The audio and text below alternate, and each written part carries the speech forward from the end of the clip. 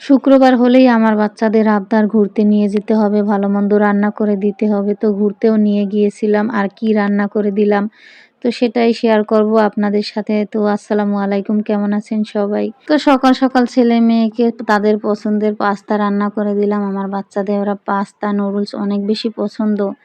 এরপরে সকালে নাস্তা করে নিয়েছি অফ ক্যামেরায়। আর এই তো দুপুরের রান্নার জন্য এই তো চাল ভিজিয়ে নিলাম।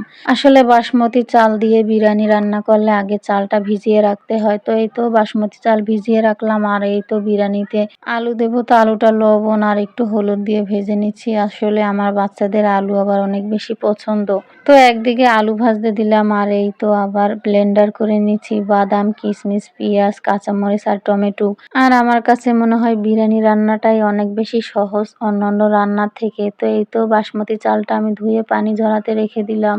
আর এই তো মটরশুঁটি, গাজর ধুয়ে রেখে দিলাম। এখন এই তো বিরিয়ানিটা বসিয়ে দিব।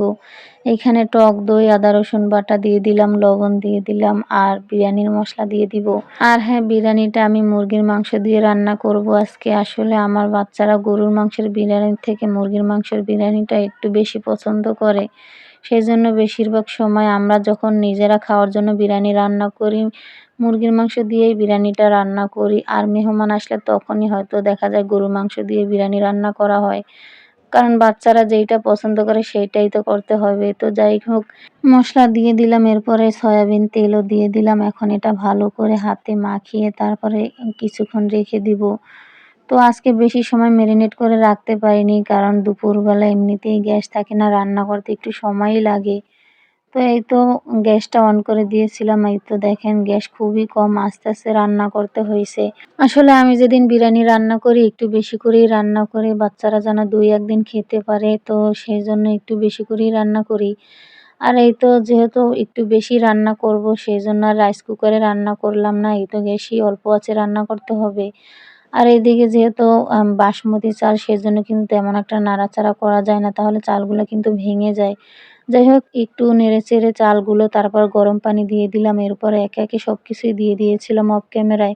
আসলে একটু তাড়াহুড়া করেই রান্না করছিলাম, আর তাড়াহুড়া করে রান্না করলে সবকিছু কিন্তু ভিডিও করে দেখানো যায় না। তো যাই হোক, এই তো আমার বিরিয়ানিটা কিন্তু প্রায় হয়ে গেছে। আর নামানোর আগে একটু ঘি দিয়ে তারপরে আবার ঢাকনা দিয়ে ঢেকে রাখবো কিছুক্ষণ। আর আমি গ্যাসের নিচে কিন্তু একটা তাওয়া দিয়ে দিয়েছি যাতে নিচে লেগে না যায়।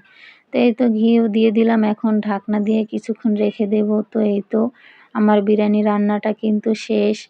এরপরে আমরা দুপুরে খাওয়া-দাওয়া শেষ করে গিয়েছিলাম এই তো আমাদের বাসার কাছে মাঠে। এইখানে শহীদ মিনার, এখানে তো প্রত্যেক শুক্রবারই মেলার মতোই বসে। আসলে প্রত্যেক শুক্রবার না, প্রত্যেক দিনই এইখানে মানুষ থাকে, সকাল বলেন বিকাল বলেন। তো আমরা তো আর প্রত্যেকদিন যেতে পারি না, কারণ বাচ্চাদের স্কুল আছে আর আমিও তেমন সময় পাই না। শুক্রবার হলে হয়তো মাঝে মধ্যে আসি। আপনাদের ভাইয়া না থাকলে তো এইখানে আসা হয়, আর না হলে আপনাদের ভাইয়া যখন বাসায় থাকে তখন তো অনেক দূরে দূরেও আমরা ঘুরতে যাই। আপনাদের ভাইয়ার যেহেতু মোটরসাইকেল আছে, সেজন্য আমরা অনেক দূরেও অনেক অনেক জায়গায় ঘুরতে যেতে পারি। তো আপনাদের ভাইয়া বাসায় নাই, সেজন্য এই তো মাঠে নিয়ে আসলাম, বাচ্চাদের আবদারও পূরণ করলাম। তো যাই হোক, আমাদের ঘোরাফেরা কিন্তু শেষ। সন্ধ্যাও হয়ে গিয়েছে আর এখন আমরা বাসায় চলে যাচ্ছি। তো আপনাদের কাছ থেকেও বিদায় নেব আজকের মতো এখানেই। আল্লাহ হাফেজ। আসসালামু আলাইকুম।